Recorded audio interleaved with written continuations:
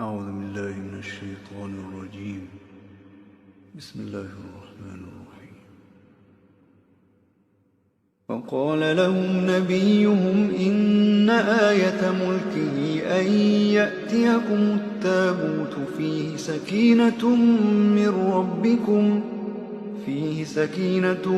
من ربكم وبقية مما ترك آل موسى وآل هارون تحمله الملائكة إن في ذلك لآية لكم إن كنتم مؤمنين.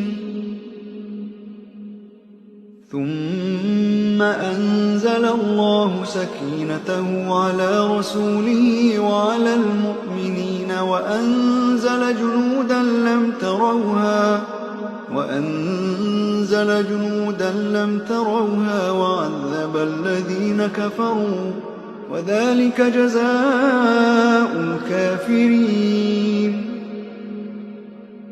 إلا تنصروه فقد نصره الله إذ أخرجه الذين كفروا ثاني اثنين إذ هما في الغار إذ يقول لصاحبه لا تحزن إن الله معنا فأنزل الله سكينته عليه وأيده بجنود لم تروها وجعل كلمة الذين كفروا السفلى وكلمة الله هي العليا والله عزيز حكيم. هو الذي أنزل السكينة في قلوب المؤمنين ليزدادوا إيمانا مع إيمانهم ولله جنود السماوات والأرض وكان الله عليما حكيما. لقد رضي الله عن المؤمنين إذ يبايعونك تحت الشجرة فعلم ما في قلوبهم فأنزل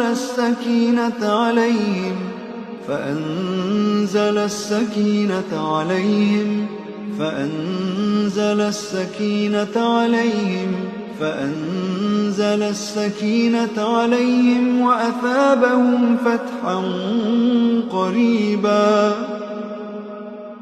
إذ جعل الذين كفروا في قلوبهم الحمية حمية الجاهلية فأنزل الله سكينته